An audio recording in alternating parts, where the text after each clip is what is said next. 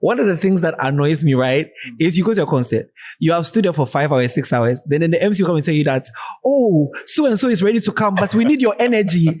The energy is gone. I remember one event where Manuel was hyping us for almost 5 hours. It was like a Whiskey concert. We're like, yo. Oh my goodness, don't take me back there. Whiskey, don't take me back there. I literally stayed there till I saw them packing the instruments on the stage, and I was like, yo, let's go.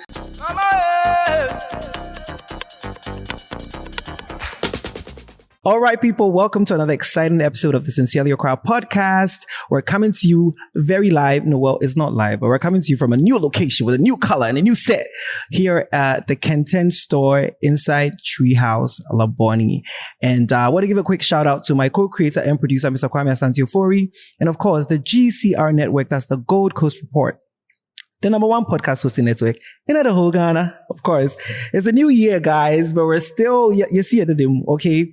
I'm pretty excited for the conversation we're having today. I have some guests with me. We're going to be delving into nightlife events, okay? I know it's December, there's been so many conversations about who went where, which show was popping, what show flopped, what we need to do. So we've gathered a few people that are very active in this space, you know what I mean? So that we can get their opinions and thoughts and see how we can move the culture forward. It's only on Sincerely Accra. Of course, I'm your host, Joseph NC, nobody else, okay? And today I have, you know what? I think you guys should introduce yourselves. I want to hear how you're going to introduce yourself. We're going to start with Mr. OD, popularly known as Father O. Yes, I think you should. Who are you? I'm Ofusudapa. Okay. I'm an artist manager. Which artist? OD-AraTheJay. OD-AraTheJay, okay. Yeah. So you had the very successful Odyssey event. Yep. Yes, at Alliance Française. Yeah. Okay. Mm-hmm. Anything else we need to know about you? Oh, this is cool. It's cool. The rest will come out later. Okay. All right. And the man needs no introduction, but he will do it. Anyway, thank you, Joe, for having us on the podcast. Okay. I'm a big fan of Sincerely Accra. Oh, thank you so much. So my name is Joey of BlacVolta, founder, creative director for BlacVolta, which is a digital media firm, currently moving to the spaces of tech. So tech, entertainment, and then media. I consider myself a storyteller. So that's essentially who I am. Tech? Hey, can you talk more about that? Events, parties, Polo Beach. I don't know anything about tech. Yeah, we started off documenting nightlife, lifestyle, entertainment across Ghana and then within Africa and diaspora. And we launched a product. We've launched the BlacVolta app, which consolidates every single thing that we do. In terms of our merch, our events, our ticketing, and our BlacVolta Visa lifestyle card. Yeah, I saw that. So that has expanded our scope in terms of what we provide beyond digital media into now. I'm talking APIs, and tech and stuff. The way OD is doing this, I don't know what it means, but we're going to move swiftly along because that's not what we came here for. Okay, so look, on a scale of 1 to 10, how was your December? Busy. Yeah. Okay, now if you're rating it like in terms of December that popped, 1 being it didn't pop, 10 being it popped. I'll let Joey answer this one. We all know Joey's answer. In fact, you know what? Let me read Joey's tweet. Okay. Why put it? Oh, no. Let me read Joey's tweet. I think this was on the 3rd of January. It says, let's all agree this dirty December wasn't its full stop. Baby. Quotes, likes, bookmarks, reposts through the roof. So before we get to OD, I just want to know, why do you think December didn't pop? Okay, so feel free, Joey. I feel like it's gonna be a very long answer. Really? For this. So essentially, I think people also need to realize that we are a media firm, first and foremost, right? So the tweets that we put out wasn't really to dismiss Dirty December or to say it wasn't lit. It wasn't fun, right? I think there are people who actually had fun within Dirty December. when you look at the comments, and then we have, I think the engagements are almost about 1 million right now.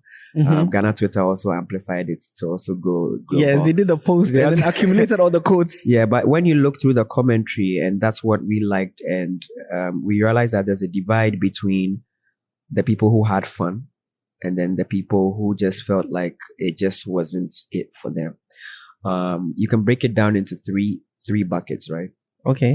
For this Dirty December, if you realize, I just feel like the locals, it was a great Dirty December for locals. Like if you're a Ghanaian out here, I mean, you've been chilling, you've been hanging out and stuff like that. This December was amazing.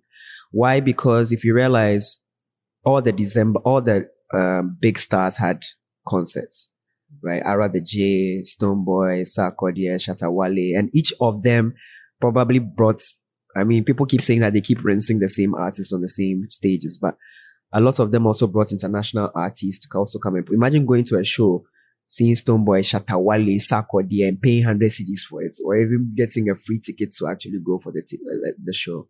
So people, I think locals had a lot of value for less, right? So were you tweeting for the diasporans? Let me finish. So that's it. And then there's a second portion, right? Okay. We look at our analytics and we use that to inform the things that we do. We have, our analytics have it that we have a very big USA following. We have about 61% of our following being diaspora. Wow. Now, these guys already now, Ghana, their flights cost me almost £3,000 to come to Ghana, right? Now, at the same time, accommodation is almost between $150 to $200. We are also on better table. You understand? The tables, you can't categorize between VIP and VVIP. And so for the diaspora, when we kept engaging them, they were like, it's just not the same for them. You get me? It's a bit more expensive, operational wise. Like they're not getting value for money. We talked to a bit of the event owners. The locations were saying that, Charlie, it just wasn't the same as last year. The event owners were saying it wasn't the same as last year in terms of what? In terms of revenue. Oh, okay. Cost was a bit high in terms of the revenue that they were making. On the streets, when you talk to the guys on the streets, they're also saying, okay, maybe it's a function of the FBI. Oh, you get it. Whatever that means. Oh, yeah. Oh, okay.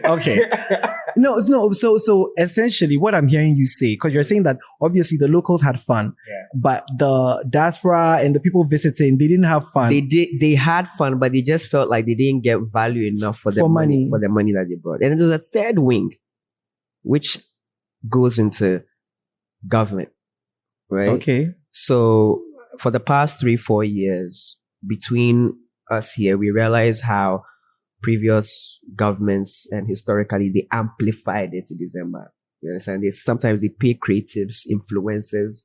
People are getting. This is a very interesting angle that you're going down, because there were a lot of people that felt like the reason why you said that was because what you were saying about past governments pumping money into like creatives and stuff like that. Economy. People felt like it's because nobody was giving you the same media. The funny thing, from a BlacVolta standpoint, this was our best year in terms of revenue. We work less. Really? We make yes. Hey, Joey, why did you put the tweet out? You know what? You were engagements. This is rage baiting. No. That's what I'm saying. That to land, I was just saying that the new government is focused on resetting the country, right? So they've done a lot of fiscal policy, a lot of tightening. December in Ghana wasn't amplified to diaspora as much as previous years. Okay. So when you bring all these things together, that's where we're like, okay, let's just get feedback from.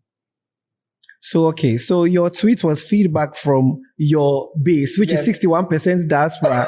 Okay, I understand. How do you get us? I understand where you're coming from, but I don't agree. No, it's okay. OD, yes, 1 to 10. Like, I mean, I know you were busy working on your whatever, but like, when you look at the terrain and everything, did December pop? Yeah, it was cool. It was okay. I mean, based on what Joey is saying right now, right? I feel like he's really like stratified everything properly. Come on, stratified. Yeah, like, I feel like now locally people are trying to tap into like different things. Just aside like the regular nightlife stuff, like people are looking for more, different varied experiences. Yeah. So, that's definitely one factor that I'll say kind of affected how things used to look before. And also to add on to what you were saying about governance and government and everything too.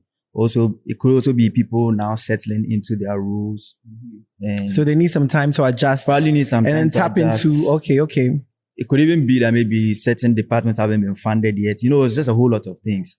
But I'll say from my perspective, going to shows and everything, I feel like which shows did you go raised. To? Which shows did you go to? Kweku Smoke. Uh-huh. That was crazy. Seeing him rappel down, that thing was crazy. Stoneboy. Bim, okay. Obviously, RS show. Oh yeah, that's the given. Zama Disco. It was Promised Land too as well. Okay. Yeah, I think these are the main. So do you go to all these shows because Ara is performing? Yeah, okay. Yeah. The only one I went to as and regular individual. That was the one over here, Afrosonic. Yeah, last. Yeah. Okay. That was so very crazy. Okay. Yeah. And all the events that you went to, you felt like the stage design and the organization has improved? I'll say stage design, mad. Like right now, you can't just do, I'm just mounting the trusses and lights and then that's it. Like the fans actually want to see that you are spending money to do something nice. Yeah. So, everything has been raised, to a different level. The only thing that may be lacking is, just one or two. What are the one or two? Let's talk about these one or two. I think we also have Marie's video where she was talking about like lateness and everything. Okay. On our part too, also I sit on the other side, so I can also talk about certain things that may go wrong sometimes. Yeah, because I actually want to know, as somebody that's putting together a show, what goes into it that causes some of these lateness. Because when you are going to a concert, I can't say 8 p.m. or 9 p.m., but we don't know what goes on behind the scenes. Yes. It could be anything from even a wardrobe malfunction to, it could be anything. Like something very, very little. Something that you may think is not really a big problem. But is a wardrobe malfunction going to cause a 4-hour delay? Oh, I think I want to come in. Yeah. You want to come in? He's coming from a concert standpoint. Yeah. But I'm also coming from let's say because we are in the event space and we do media coverage for a lot of these events. We understand some of these things. So sometimes event organizers, promoters, locations book international artists to come and perform. Now, the money they spend on these kinds of people are very, very high. What you say? Imagine booking between $10,000 to $20,000 to $50,000 an artist. We're booking a flight, we're booking accommodation, and then you've told your event is supposed to start at 8 p.m. And you book the artist and you told the artist say, perform at 9 p.m. or 10 p.m. Why do you do that? No, what I'm saying is let's just say that's the time. Okay. We have indisciplined Ghanaians, right? Who will not show up to the event until it's 12. Do you want the event organizer to bring the artist to come and perform to an empty? You get what I'm saying? So what I'm saying is there's the consumers complain. There's a cause and effect. Yes. There's a consumers have their roles to also play in terms of being disciplined to some of these things. Yeah. And event organizers also need to treat consumers fairly. You understand? Because and now it's a cost and effect type of thing. Because, I feel like we've had years where people pull up to events on time and they have to wait. Mind you, we stand there for hours, and I'm so glad that Manuel is going to join us very soon, because one of the things that annoys me, right, is you go to a concert, you have stood there for 5 hours, 6 hours, then the MC will come and tell you that, so-and-so is ready to come, but we need your energy. The energy is gone. I remember one event where Manuel was hyping us for almost 5 hours. It was like a Wizkid concert. It was like, yo! Oh my goodness, don't take me back there. Wizkid, don't take me back there. I literally stayed there till I saw them packing the instruments on the stage, and I was like, yo, let's go.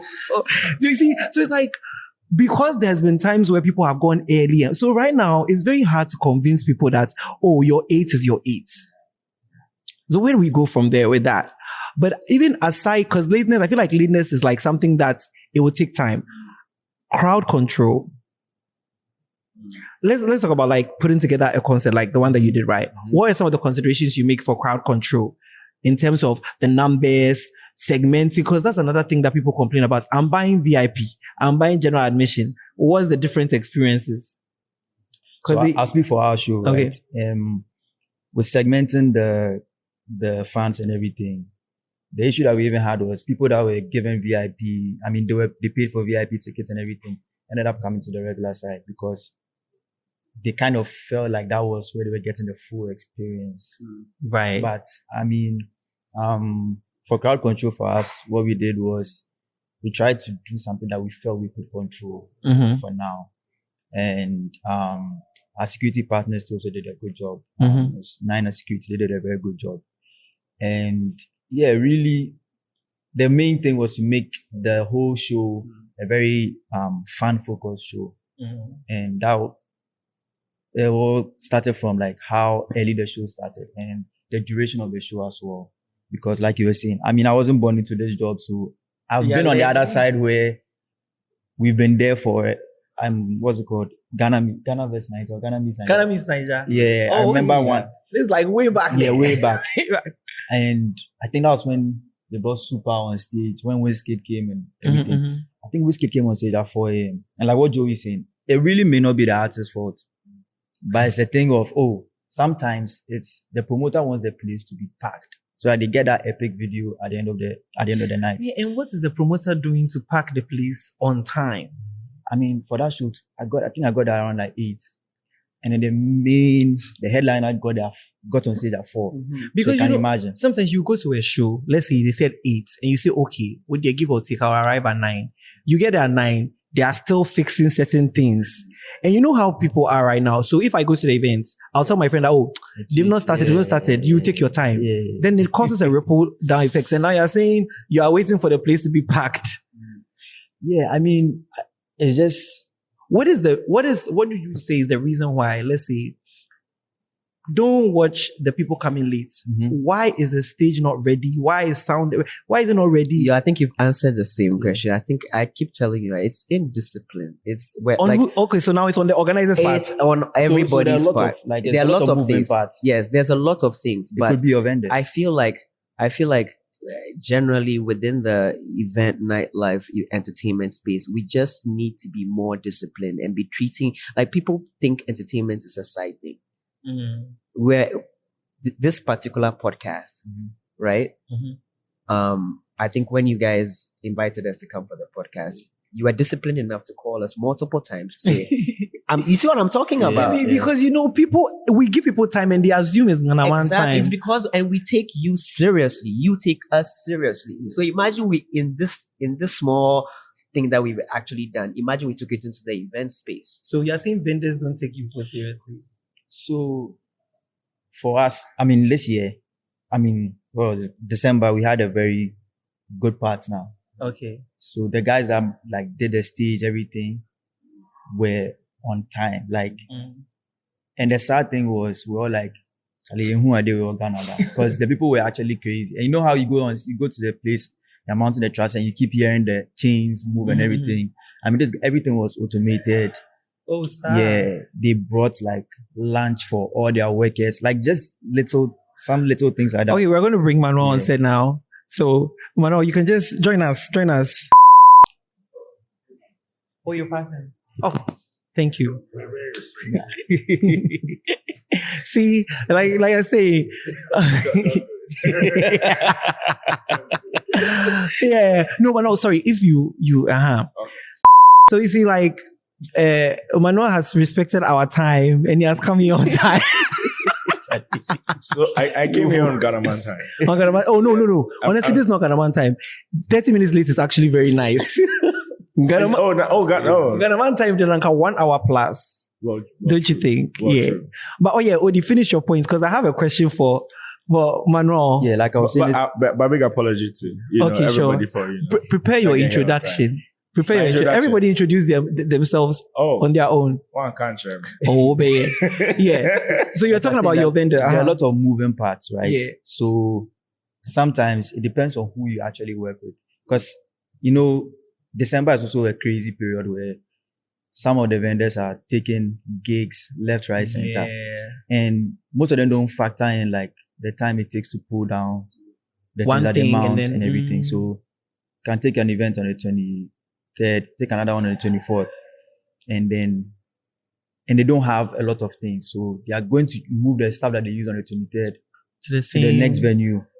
And then that alone can mess up everything, because also someone needs you to do this before they move on to do the next thing. So all of these things come together. And I'll say that we were very lucky last year with, obviously our production partner Studio Dream did an amazing job. Silicon House also did an amazing job with setting up. I even saw them sleep in their cars afterwards to make sure everything was. Then they charged you. Oh. No, but are you saying like we have a limited number of vendors who do the same things for events, so much so that, let's say, everybody is using the same 2 or 3 vendors? Is that what it is? I'd want to say that we did. I'm gonna speak from. We did Entertainment Week Ghana this particular year, during that December, and what you tend to realize is, for the people that are operating at a very high level, they require a certain level of discipline, and there are certain vendors that will give them that type of discipline. Like, shout out to someone like Mad Mappers, right? Mad Mappers is probably the guy who everybody use for their screen work. Every concert, every event, he has kept screens. First person he'll mention, right? So imagine all the events we are talking about, everybody is using Mad Mappers for that particular thing. So back to my point to say, I think we've gotten to a point where entertainment, lifestyle, creativity, people need to see it as a really big business, such that we don't have 1 or 2 or 3 people just dominating the particular industry. When it happens like that, it becomes like, how can someone give you better service delivery if he's spread thin? You get me? So that's what I would say. So it sounds like we need more investment in the space, right? Yes. Definitely, 100%. Because I mean, when you listen to, for example, Mr. Easy was talking about how he was ready to invest in a venue space, and that's the government should also support or something like that. I mean, I see it, because definitely we are rotating like 4 or 5 venues, and the problem 5 venues, 4, 5. 1 or 2 MCs. Hey, 1 MC. We are rotating 1 MC. Yeah. Oh no, right now it's not one. It's not one. There's a lot. There's a lot. Oh, I know there's a lot, but it's like when you look at like the major. Let's run down. What are the shows that you did? Let's run down. Oh, the shows I did. Yes. Start. Okay, so Zama Disco. Okay. GTCO music concerts. The free concert, by the way. It wasn't free for us. No, of course not you. Of course not you. It was GTCO, GTCO, Zama. I did a carnival in Akosombo. First time I was going there anyway. Okay. Liquor on the beach. Kiddie. Yeah. Wait. I was a rapaholic. We did a Caps and Bass event at Bloomba. Did Dirty Rave, did Afro Future both days. Did PVO. Yeah, as a I don't know PVO. It's a end of year in like New Year's Eve event that happens every year. It's usually for most of the Abroche, the Americans and the Caribbeans that are around, So it's something I've been doing for a couple of years. I think those are the main ones. Apart from that, there are a lot of other ones. There are a lot of other. Oh, I know. But we are very busy. Joey was just telling us about his tweets. I'm sorry you saw the tweets there. This December no pub tweets. But he just explained that he was speaking from the point of view of diasporans that he spoke to, but not for locals. I hope you remember. I commented on that. You did? What was your comment? My comment was valid concern. But it be this energy killer zone too. Yeah, let's get into that. Because you see, it's not like he's wrong. I mean, there's a feeling of things being a little different. It doesn't automatically mean that things didn't go well. For you, what's that difference? Difference in what sense? For me, things didn't really change. I was still booked by the big events. I was still offered relatively okay rates, per my, you understand? There were gigs every December. There are gigs that I'm offered that I'm not able to make because I don't have time to do the gig. Basically, not because the money no good, not because anything, because dates clash. And then you see these events also being, packed up. So then I'm thinking, what's the thing that's different? I think with time, when people enter the city or the country for the first time and they don't know their left from their right, there's a lot of confusion. But now I think almost everybody that's coming has been here at least once or twice. So it gets to a point where they already know where they want to go. They are more influenced by their experiences and not what you're selling them. And also, we sort of, the capitalism plenty. You understand? Like, Charlie, you're not the target market. You're not the target market. So, and we do that thing and then we forget that the reason why these people come is because they want to have a Ghanaian experience. Get ready with me, make her go do my hair for 30 Ghana cedis. Now the hairdresser has also seen that, so the 30 Ghana be that cheap for you. But Joey, let me ask you. You said the few people that you spoke said they are not getting value for money. Did you get into what the considerations are? I think there are a lot of considerations when it comes to value for money, in terms of tables, in terms of like spend, right? So things like service. Okay. Right? Am I getting proper service? There were concerts where I buy a VIP ticket and I'm in the space of, shout out to Afrofuture, right? Okay. Back to my discipline thing, right? Afrofuture had it was so glaring that there is no way you would be able to enter VVIP if you don't have the access for it. At a point, even the organizers of the event, Afrofuture event, were limited from going to places without the band. That's how serious it was in terms of service. So things like service delivery. Why am I paying 50K for a table and I'm not getting my money's worth from it? If there's customer service that I'm paying 50K for, Dirty Rave, I think we posted on our platform. Before we got to the event, Mr. Easy's team had everybody in their camp send out text messages and emails to people to say, please, you'll be coming tomorrow. When you're coming, call me. I'll come to the gate. I'll give you parking. I'll direct you to for like seat. VIP and VVIP. You see what I'm talking about? So you see, next year I really want to go to Dirty Rave. Yes, I was watching. I was like, oh my goodness. So even before you get to the event and you actually enjoy these kinds of things, and I feel like most of the events too were really DJ MC driven, right? So it was more. I mean, the artists were there, but I mean, they were investing a lot more in experiences, and these are the kind of components that people are trying to get from the money that they are spending. And then they feel like they may not be getting. You understand? If I'm paying $150, $200 for accommodation, you for carrying me go. Wait, OD, I just remember that you were saying that for your concert, people left VIP and came to general access because they said the view was better. No, they just felt like, so you know how Alliance is, right? For us, what we realized from the first event was people enjoyed the fact that they could come, they could actually sit whenever they wanted to sit and all of those things. So we had that, but we also felt like there are certain people that may want to be in some space where, I mean, not everybody, they don't want to jump. I mean, some older people and everything. So where did you place your VIP? It was kind of next to the stage. Like if I'm on stage and it's opposite to the left. Off to the side? Yes, to the side. So the front of the stage was for general admission? And then VIP is off to the side? Off to the side. So then you're not getting like... No, they could actually see everything. They could see everything, but the way Alliance is, the amphitheater is I don't know how to put it. You really do not even have to do a VIP section in that venue, but just that there are certain people that may not want to be with everyone, so we had to just call them. I must ask: is VIP important for a concert? It depends. Let's think about it. It depends. It depends on what.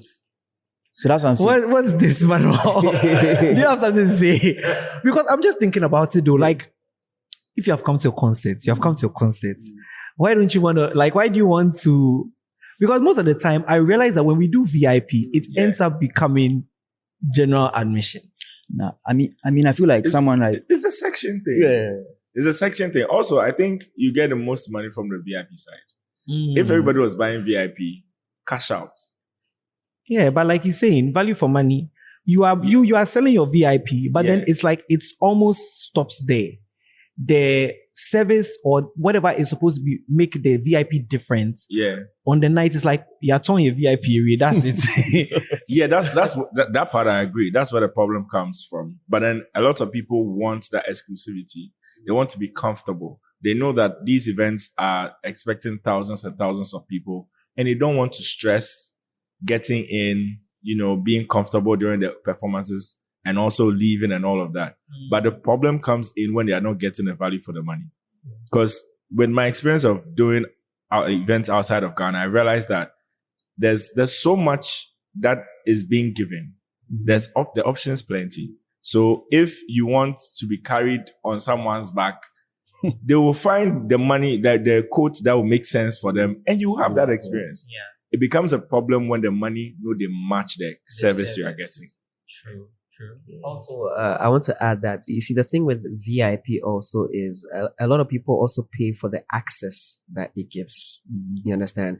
When you travel outside and you go to some of these events, VIP doesn't even start from when the event is happening. VIP starts from way before, in terms of how you get your band, things that you get, how you are treated. And I feel like it takes me back to Global Citizen. Yes. Because I was in the VIP and then there was like, you had a different place to go through. Screens, you don't have to come outside. You know what I mean? Like, even before the show starts, you are feeling like a VIP. So I feel like VIP, I mean, we are evolving as an industry in itself. But I think with a lot more exposure, we can invest into more things where people get more value from the things that they are paying for. So away from VIP, what are some of the complaints that you've seen the most from events and concerts goers this December?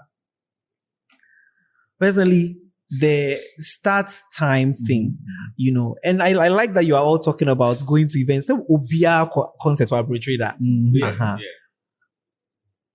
midnight, because if you don't close, the fire service has an issue because they close at midnight. So if something happens, they have to be working. Transportation ends at midnight, trains. So you have to make sure you end your show at a time where people don't have cars. We have no standards. And so you can have. So we don't have standards. No. Look. Like, nobody is thinking about the fact that if you close your show at 5, you won't get a car. Nobody's thinking about that. So I'm just wondering, you guys are traveling, and so what kind of? I think. Ask me. The parties that go until 6 a.m. Do you think it helped us in any way in terms of our culture? I think it's one of the things that we became known for, because I've also traveled. And for example, when you go to certain countries, for example, Canada, 2 a.m. club upon is one of the things that they're like, oh my God, these guys party till morning. Yeah. That's fine. Like those Polo Beach Club events where there is fine. But I'm talking mostly from the concerts goers viewpoint. And that's another thing. You guys forget that 9 to 5ers are also coming to your shows. Like 9 to 5ers are coming to your shows and they won't be able to go to the show, go and sleep and go to work the next morning. But there's no consideration. Are there policies that or venue, rules and regulations? I saw, Amari did an interview and she was saying that there are fines if you go past a certain time. Yeah. So do you think that would work in Ghana? I think, you see, the problem is if you set a rule and you yourself, you can't follow the rule, then there's no point to having the rule to begin with. And that's the problem. Because I think when we're doing Captain Base in London, they give us like from 3 to 10. By 10, you close. Now, if there's any hitch, like any hitches or any issues that you want to resolve, and the owner of the place is generous, so it's an extra hour. They can give you an extra hour, like, okay, this is on the house. But when they say you are closing at 11, they don't care if you are Jay-Z. Exactly. They are shutting the music down, shutting the lights off. Everybody get out. Like the way they kick you out of the location, the venues. If you be Ghana, nobody will go there again. Can we do that here? Like they will kick you out, with security. And you are the person that was on stage. Yeah. And they are pushing you like everybody, like leave. Do you think we can do that here? That's what I'm saying. It's a behavior thing. how can we like do something? I think it's almost a cultural thing. It's almost a cultural thing. It can be done. Yeah, it can be done. I don't think so. I mean, and that's what I'm saying. It's almost a cultural thing. I like how Kojo Manuel is putting it. Like, you cannot just say out of like events. We start from 7 to 8 p.m. Let's take our culture in general. Do we go to places? We are generally late. Generally. How many times have you been to church and you made plans after church? Yeah. Thinking, by 12, we will close. 2, you are still sitting there. So it's deeper than the stage wasn't set on time. It's deeper than, because like you guys were discussing when I was behind the screen, you guys were talking about how you are expecting the people to fill the place before the artist performs. At the same time, too, there's a certain expectation from the fans thinking that, they said 7, but let me go at 10. So it's from both sides. Because it will be paying. Yeah. And but that's what keeps the cycle going. Like, for example, Promised Land, right? I think Promised Land started like around 3. You remember? I like around... I think so, because around 1, somebody posted a video and the place was empty. And then there were tweets saying that, in the past, it never starts on time. So people to have advised themselves. Like, how do you break that cycle? I think it takes some level of sacrifice. What will we sacrifice? Maybe one event you start very early. When there's only when they come there, 10 people there. Yeah. For example, Black Sheriff at Zama. No, Tidal Rave. Okay. He told everybody, I'll be there at 5. There are people that don't really follow him knew that he'll be there at 5. And he was there at 5. Yep. Now everybody was like, oh my goodness. When he says he's going to be there, he'll be there. So when Zama was different, everybody was like a little heartbroken, which I understand. But he had genuine reasons. So for somebody like that, we can forgive him. But the thing is, when you start to move a certain way, the people that follow you, so Sincerely Accra is doing, you're doing an event outside. You say we are starting at 6. Your people get there and then you start at 8:30. The next time you say, we are starting at 5 because you're trying to make up for. You'll be like, last time, you said 6. Yes. Started at 8:30. So now 5. Let's go there at 7:30. Then it keeps and moving. Now you'll be angry. Like, where are they? But you started this. and also, what is this? I think what both of them are just saying is, I think within the entertainment space, we need a lot of cultural ambassadors who will stick to their word. Between you and I right now, and everybody here, if there's an Amare show tomorrow, will it start on time? Well, the Amare show started at a decent time. So to start on time. So I just feel like it's the same thing he's saying. Cultural ambassadors who will champion things like, my shows will start on time regardless. Like, my cult following should know that these are the standards that I hold up to, and I'm going to hold up onto them, and then let's go on that particular route.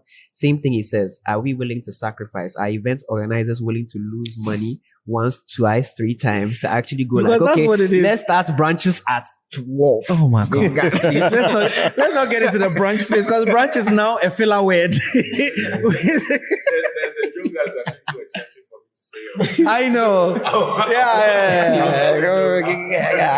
Yeah. But also let's you having done a lot of MC work, I feel like you also work with artists generally. So many times I've gone to a show and then I'll hear that the artist is not even at the venue yet. What is the thinking behind it? And also, OD, because you're an artist manager, what is the thinking? Because it's almost as if they want to hear from their house that the place is packed before they move. Why are they not at the venue I think it's different strokes for different folks. It's not the same reason. There are certain artists that pride themselves in being there on time because they said, I'll be there at this time. And maybe there can be some production issues, some technical hitches that stops them from doing it. There are also certain artists that just want to take in the glory of it. That it was 6:30 a.m. and I was performing. Yes. And the beauty of knowing there's a certain beauty to it. Let's not kid ourselves. The sun is coming up. Everybody's 6:30 a.m. and you're still on stage. You understand? It's like, we partied from the night before always. If you go to Made in Tardy, cannot see. I was a host that's 2024, right? I left the event at 7 a.m. 7 a.m. The flight delayed. The flight from Tardy to Accra delayed. We waited. for about an hour for the flight to come. I got to Accra, the show was still happening. Sometimes people are built different. No, but then it's not a thing where you hear people complaining about it. Okay, did the show start on time? No, it's a free show. It's a free show. Oh, okay. And the one I'm talking saying you complain.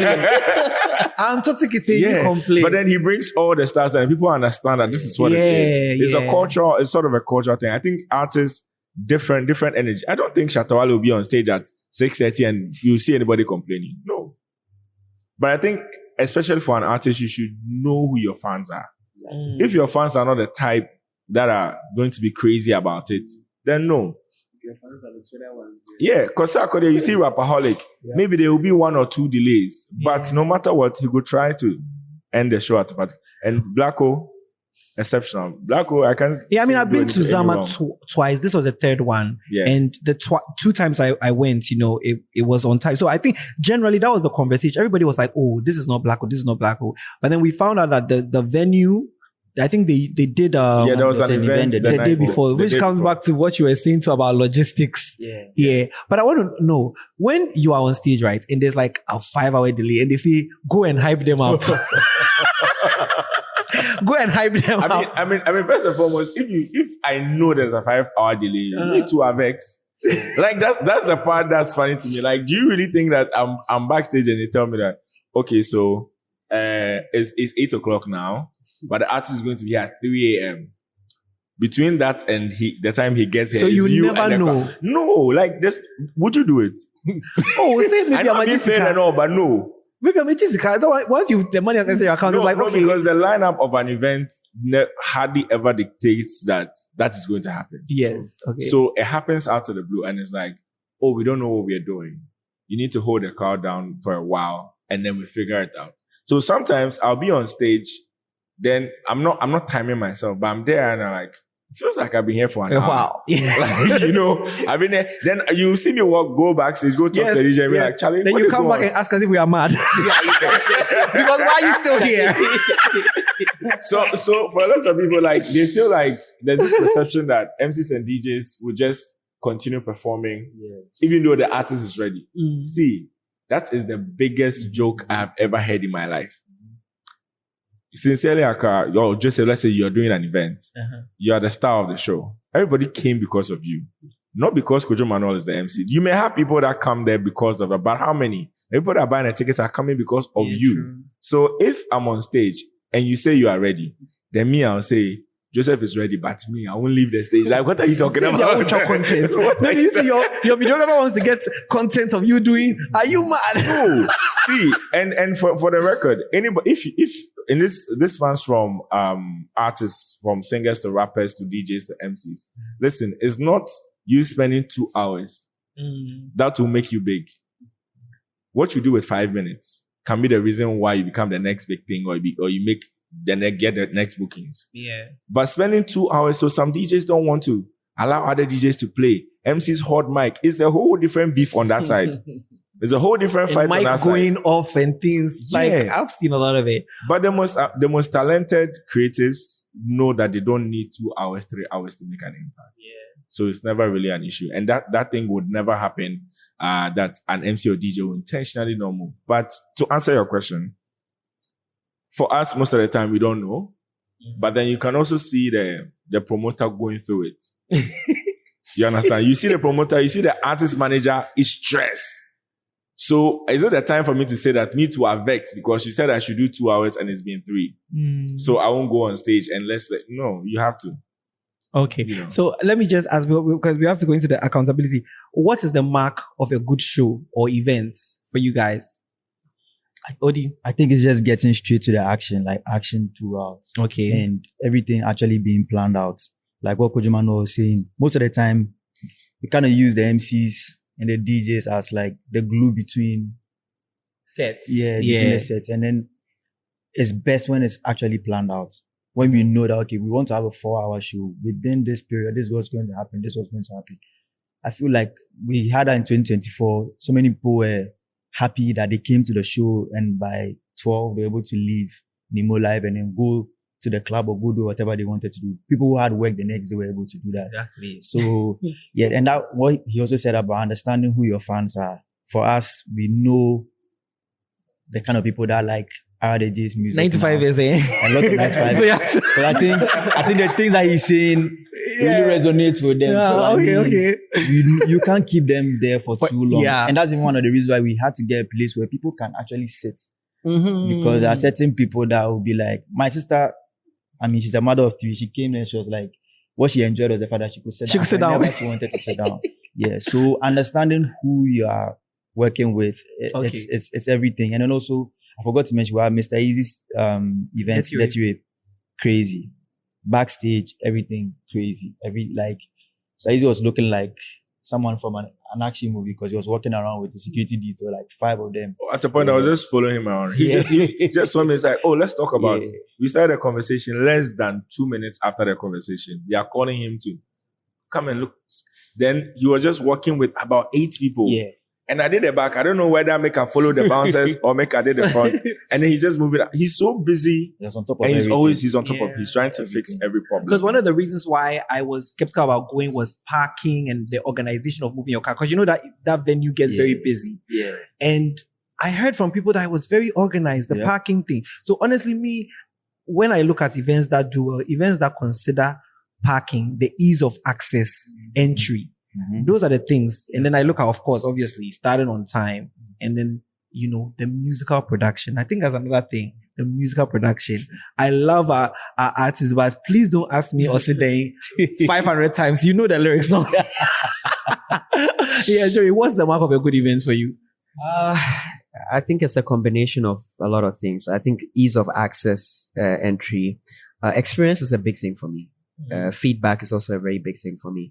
And for me, when I'm at most of the concerts, I don't know, maybe because of what we do in the media space, because I'm a visual person. So storytelling is everything for me. So even with Dirty Rave, we're official media partners for the event.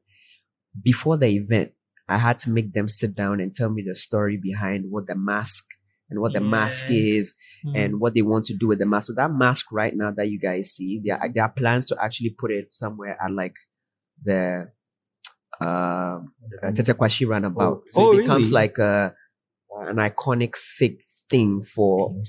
So you get what I'm talking about. The person who welded it is Nigerian. He's a welder. They flew in the whole team. Creative direction, almost like 15, 20 people from across Africa to come and... Yes.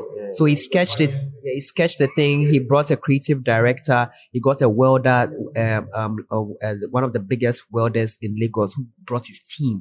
He came to weld the thing. So the storytelling behind the event, you understand? Because when I am at an event, I look at things a bit totally different. How is the service at the place? There was one point at Dirty Rave where so the VIP was on stage. So there was the stage. There was the you guys on stage, and then there were 2 parts. They do like on the side. You know the funny thing? I asked someone. I was like, okay, so why the demarcation? And they were like, oh, these guys are the Gen Z elitists on the left, and then the right is the influencers VIP. Really? Yeah, but there was a point in time where Dirty Rave had these bands that you wear on your hand. When Easy started speaking, almost all 18,000 people, the bands went blue. Hey, Beyonce. Right? When Charlie Poppy came on, it went red. Oh. You get me? So it was like, different experience. Yeah, you get what I'm talking about. Because that's what Beyonce did at Cowboy Carter. Like that thing comes on. Yes. So these experiences are some of the things which you look out for. I look out for. Yeah, I mean, maybe some other people go like the vibe, the music. I mean, but Manuel is like the MC. So if I ask you for the mark of it, I'm sure you are going to. No, I feel like he also. You see, I am most events. He's working. We are also working as a team, but I can tell when he's having fun at some of the events.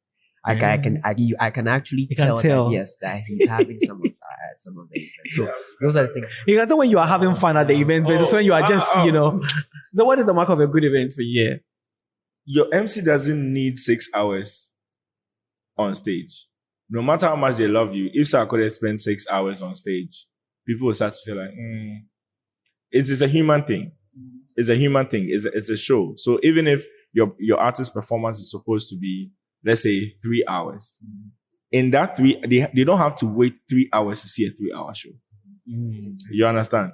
And in between, for a lot of people, they'll think that, oh, as an MC, that's heaven for you. No, that's hell for me.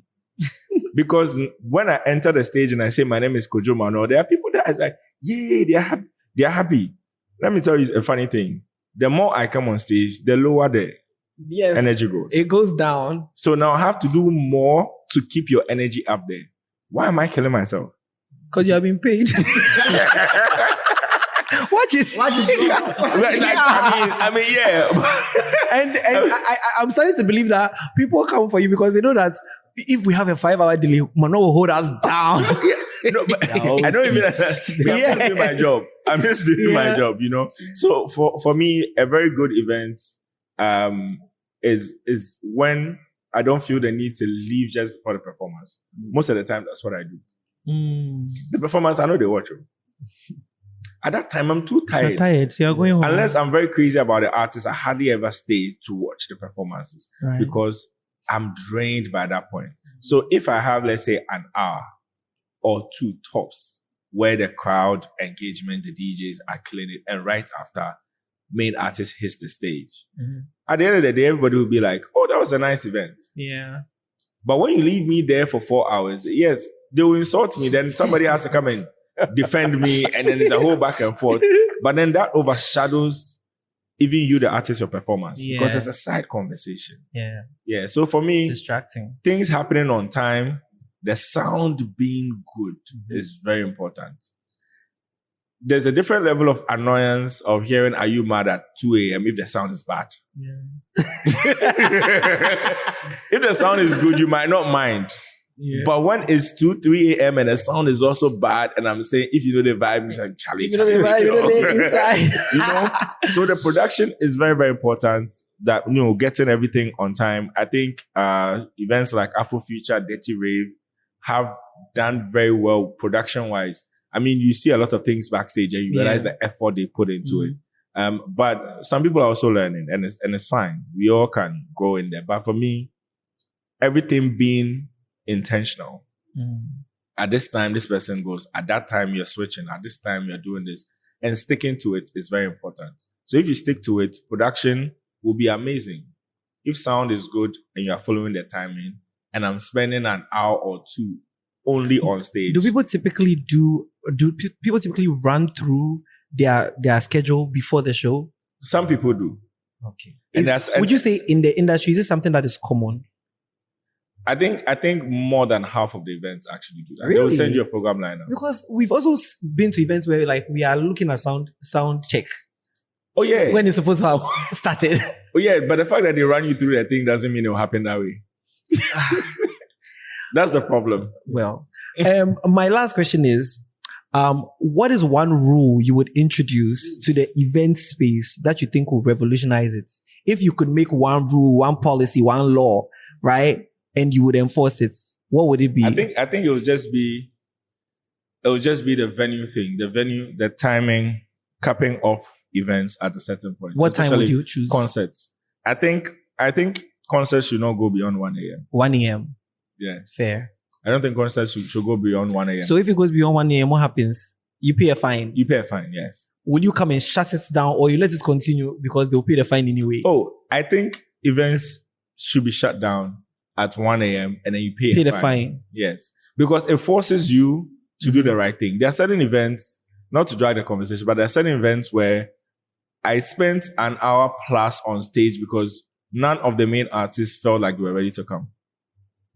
They are not the headline artists, though. Like, there are other performances that are supposed to happen. Let's not say opening acts. Let's say the opening act. But the supporting acts. The supporting acts don't want to come on stage. So when you get to a point where now you guys are energized and everybody's shouting, singing the lyrics, then now everybody wants to come. Oh. So then it's like you're running a show from, let's say, 8 to 12. You're expected to do that between 9 and 10. Now they forced the MC and the DJ to jump from 8 to 10.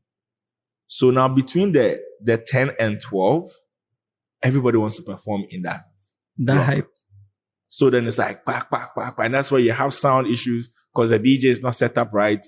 Your whatever, your screen effects, sound effects, everything is not set up right. Then there's that confusion because nobody wants to perform unless the crowd is hyper. See. OD, what's your one rule, law, policy? Now, before I even get to that, right? There are a lot of things that have to change, right? And I know he knows about this. Like what he's even talking about with like artists not wanting to go on at certain times. Most of the shows that we had were organized by other artists, right? Okay. So if we are doing Nemo Live, all the artists that we saw over there they came there on the basis of doing us a favor, right? So it becomes very difficult to be like, yo, get on stage, do this, do that. If they are not feeling like going. If you're not feeling like, Charlie, what are you really, really going to then why did they come? So that's, no, but I mean, we've not, to speak for us, we didn't face anything like that. Or from the first edition to the second edition, we've not faced anything like that. But I'm just saying, like, it becomes very, very difficult to really be like, oh, you have to go by this time. Yeah. So you realize that maybe the other ones that are organized by, let me see, call them promoters or like bigger. Like everybody goes on time because you've been paid. Probably there's a clause in the contract somewhere that if you don't do this at this time, this is what happens. So all of these things are factors. And then to speak on the culture thing, Ghanaians feel like contracts, when you send a contract or something, they are being combative. So that's also that's definitely. Why are you sending me a contract? It's like when they see contracts, they immediately imagine maybe a bailiff serving them or something. Like it's just straight to court. So that whole thing is also there where it's going to be very difficult to enforce certain things. And like I'm saying, like most of the artists will not be able to put up very, very, very good shows with so many support acts if they had to pay everybody that was coming. The ticket prices will balloon, and I don't know how any show is going to happen. So the whole answer is I don't know how we're going to find the whole personally, answer. I wonder sometimes if it's necessary that every act must bring somebody on stage. Yeah, we date together, if you understand. Yeah. Oh no, I understand. But like, you said this thing about like, if I go to one show, I will see so and so and so. I'll go to the next show, I'll see so and so and so. And all those people having to come, because it's a favor, you can't really force them on their timing and it contributes to the dragging of the show because, you really wanted to bring this person out, but he's on his way, And then also sometimes certain acts, I don't know why, but some support acts also come to some people's shows and it's like, I want to perform for an hour. Like the person 1 hour. Trust me, we saw it this December with one of the events. Someone was a support act performed I'm surprised for 1 whole hour, right? So at Amare's show, somebody did one song. Yeah. And that's perfect. Yeah. That's perfect because it doesn't drain the energy from anyone. Everybody's happy, So it's just a lot of things. But like what Kojo Manuel said, and then cutting the show. Because our show in London, for instance, like they were actually like, you guys have to leave. And the same in Germany as well. The venue was booked for another show. I'm just gonna echo everything that they've said. Timing. I wish branches. Hey, this branch thing is on your heart. It's on my heart. It's on your heart. Starting on time. And I think as we evolve, I one thing that is really on my heart is I think we need to start developing a ticketing culture. It will really help all these things that we are talking about. It's a very hard topic, but developing a ticketing culture will help a lot of things around artist timing. Just real brief, when you say a ticketing culture, because I mean, when you say that, and I'm hearing you, I'm like, events sell tickets. Some of them you go there, you redeem. Some of them you get a band. So when you say ticketing culture, what do you mean? Half of that, you know where I'm talking about. When it comes to the listeners, No, so what I'm talking about is the fact that like when it comes to events and stuff like that, we should be willing to pay for stuff. Right. Oh. You get me? So you're talking about the people that want free tickets because they're your friends. Yes, and things like that. You get me? Okay. So that's one thing that I would if one policy that I True. People legit come to an event without the tickets, knowing that they're going to call somebody. Yeah. I see. Let me just add. Okay. So Cups and Bays at Bloomba, a week. I don't know how love to feel with me talking about this, but then a week to the event, we didn't have up to 20 tickets sold. It wasn't up to 20. It was like 15. It was 11. Wow. The 9th. After the 9th, like the day, let's say midday before the show. Yeah. 300. And then they bought tickets all the way till 4 a.m. The show, we were done playing at 4 a.m. Someone was buying tickets at that time. 4 a.m. Yes. We're very last minute. Very, very last minute. So that's what I'm saying, that everything goes back to the culture. Like people, you see that an event is being promoted. Nobody wants to buy the tickets. So when you as a promoter, you don't know what the expectation really is. You also can't plan for them. You can't really plan for it. So on the 9th, you're just there and you're like, well, you know, it's 50 people bought the tickets.